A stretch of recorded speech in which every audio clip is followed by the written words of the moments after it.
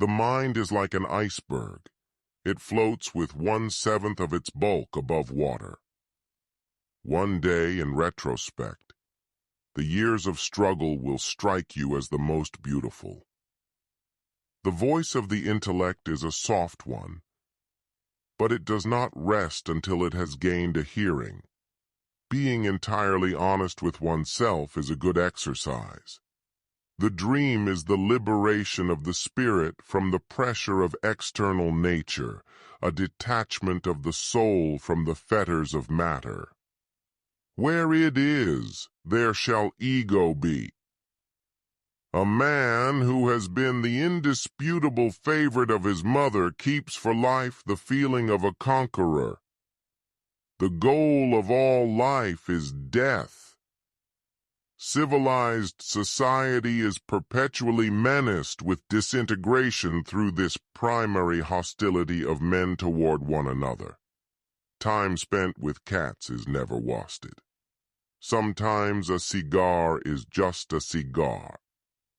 Out of your vulnerabilities will come your strength. Words have a magical power. They can bring either the greatest happiness or deepest despair. The interpretation of dreams is the royal road to a knowledge of the unconscious activities of the mind. Love and work are the cornerstones of our humanness. Everywhere I go, I find a poet has been there before me. Unexpressed emotions will never die. They are buried alive and will come forth later in uglier ways. The mind is its own place, and in itself can make a heaven of hell, a hell of heaven. No one who, like me, conjures up the most evil of those half-tamed demons that inhabit the human breast and seeks to wrestle with them, can expect to come through the struggle unscathed. The interpretation of dreams is the via regia to the unconscious. Man is what he is and not what he wants to be. The more perfect a person is on the outside, the more demons they have on the inside.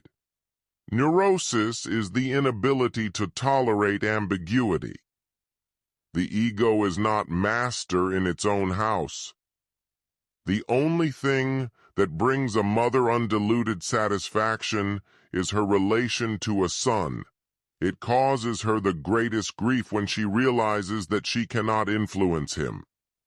Men are more moral than they think, and far more immoral than they can imagine. The psychical, whatever its nature may be, is itself unconscious. One is very crazy when in love.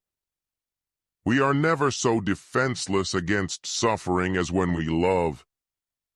The mind is a wonderful servant, but a terrible master. Dreams are the royal road to the unconscious.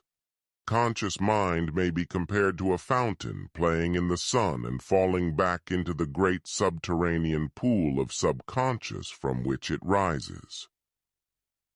Neurotics complain of their illness, but they make the most of it, and when it comes to taking it away from them, they will defend it like a lioness her young.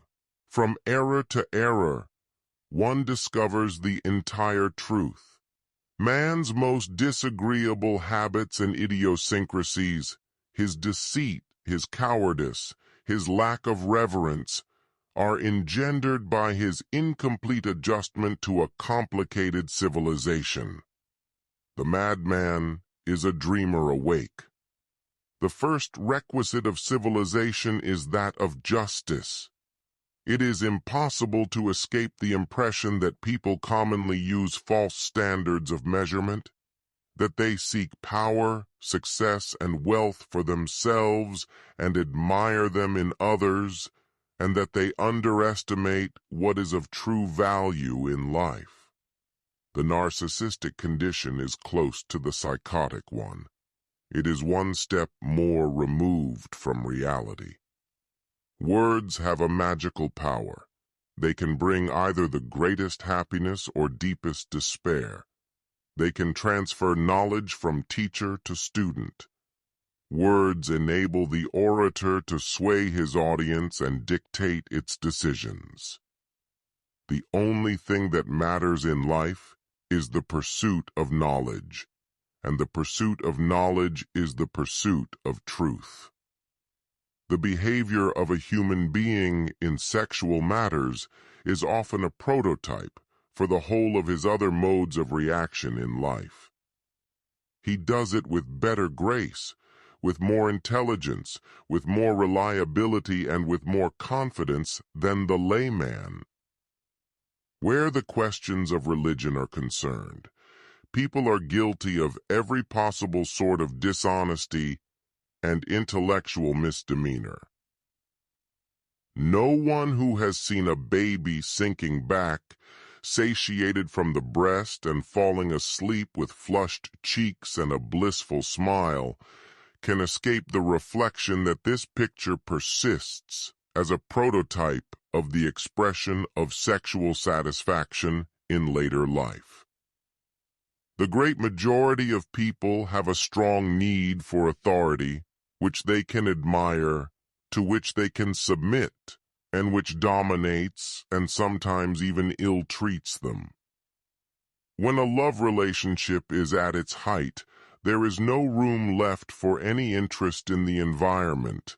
A pair of lovers are sufficient to themselves. Anatomy is destiny. The madman is not the man who has lost his reason. The madman is the man who has lost everything except his reason.